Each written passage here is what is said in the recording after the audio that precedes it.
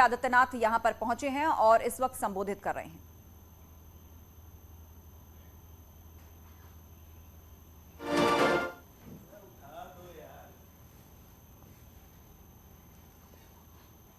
तो रायबरेली के दौरे पर पहुंचे हैं मुख्यमंत्री योगी आदित्यनाथ।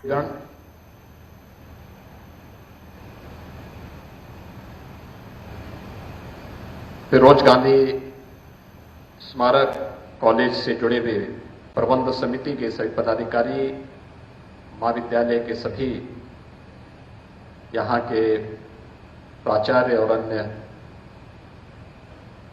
जो भी फैकल्टी मेंबर्स हैं, उपस्थित भाइयों बहनों,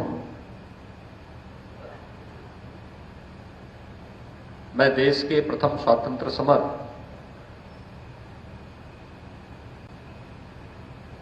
के अमर नायक,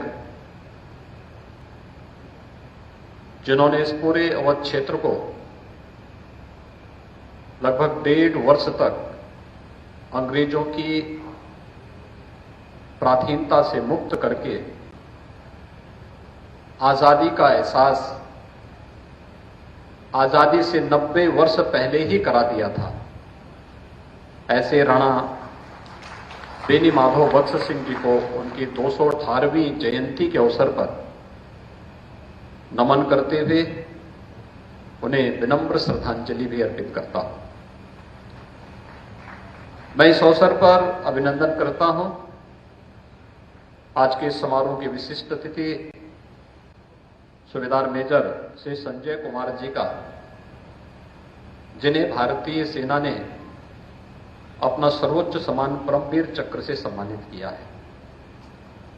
हम सब जानते हैं, युद्ध काल में अपना सर्वोच्च शौर्य और पराक्रम दिखाने वाले भारतीय सेना के जवानों को यह सम्मान मिलता है, और उसमें भी बिरले ही जो इतना उत्कृष्टतम प्रदर्शन करते हैं। कारगिल युद्ध इस देश पर पाकिस्तान के द्वारा 1999 में थोपा गया था। भारतीय सेना के लिए विषम परिस्थिति थी, लेकिन उन विषम चुनौतीपूर्ण परिस्थितियों का सामना करते हुए भी हमारे सैनिकों ने इस अदम्य साहस, पराक्रम और शौर्य का परिचय दिया। उसकी परिणति थी कि 26 जुलाई 1999 को भारतीय सेना ने ऑपरेशन पराक्रम के माध्यम से विजयश्री प्राप्त की और भारत विजयी हुआ था। पाकिस्तान एक बार फिर मुंह खाने के लिए मजबूर हुआ था।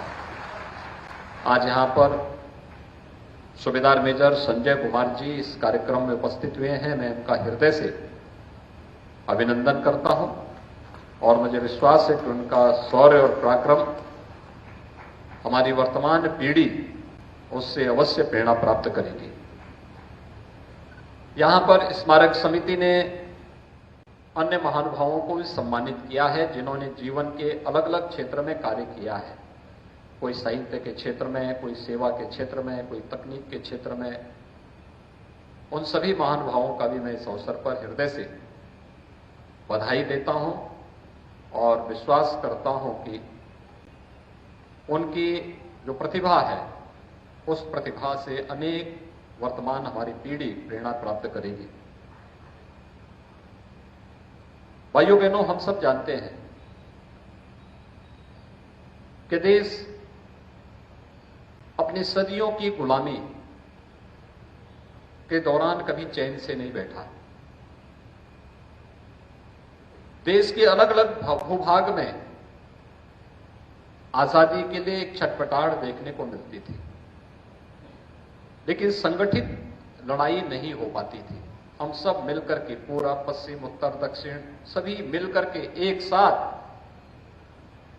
विदेशी हुकूमत को भारत से उखाड़ फेंकें, यह अवसर बहुत कम देखने को मिलता था, नहीं हो पाता था।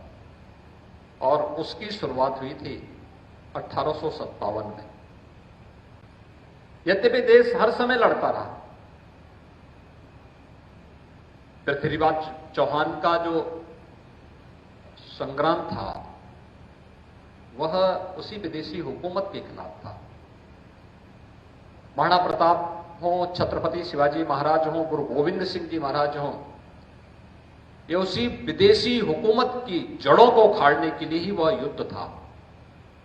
और वह निर्णायक स्थिति हम सबके सामने आई थी 1857 को, जब एक साथ पूरे देश के अंदर अलग अलग स्थानों पर, कहीं मंगल पांडे के द्वारा इसकी शुरुआत भले बैरकपुर से प्रारंभ की गई हो, लेकिन उत्तर प्रदेश 1857 के प्रथम स्वातंत्र समर की भूमि बनी। उत्तर प्रदेश से ही इसकी शुरुआत होती है। कहीं धन सिंह कोतवाल के नेतृत्व में मेरठ में दिल्ली चलो का आह्वान करते हुए उस समय के विभिन्न प्रकार से उस प्रथम स्वातंत्र समर को, आंदोलन को नेतृत्व दिया जा रहा है। कहीं बलिया ने तो 1942 में अपने आप को स्वतंत्र घोषित कर दिया था। उसी प्रकार से झांसी की रानी लक्ष्मीबाई 1857 में इस लड़ाई को लेकर के जहां झांसी में इसको नेतृत्व दे रही थी, तो कानपुर बिठूर से तात्या टोपे के नेतृत्व में प्रथम स्वातंत्र समर आगे बढ़ता हुआ दिखाई दे रहा था। अलग अलग क्षेत्रों में, और अवध क्षेत्र में जिस अमर नायक ने इस प्रथम स्वातंत्र समर को नेतृत्व दिया था, वह नाम था राणा बेनी माधव बख्श सिंह जी का, जिन्होंने 1.5 वर्ष तक इस पूरे क्षेत्र को अंग्रेजों की दास्ता से मुक्त करके उस कालखंड में आजादी का एहसास आजादी के 90 वर्ष पहले ही इस क्षेत्र के नागरिकों के अंदर करवा दिया था। और इस अवसर पर जब हम राणा बेनी माधव बख्श सिंह जी को स्मरण कर रहे हैं, तो उनके अमर सेनानी वीरा पासी को कौन विस्मृत कर सकता है। वीरा पासी ने भी उनके साथ मिलकर के इस पूरे आंदोलन को एक रूप दिया। हजारों सैनिक शहीद हुए, लेकिन उन्होंने कहीं भी आजादी के लिए आजादी से कम कुछ भी स्वीकार नहीं, इसको लेकर के वे निरंतर लड़ते रहे, निरंतर कार्य करते रहे। 1857 में प्रथम स्वातंत्र समर से जो आजादी की चिंगारी फूटी थी, वो निरंतर चलती रही।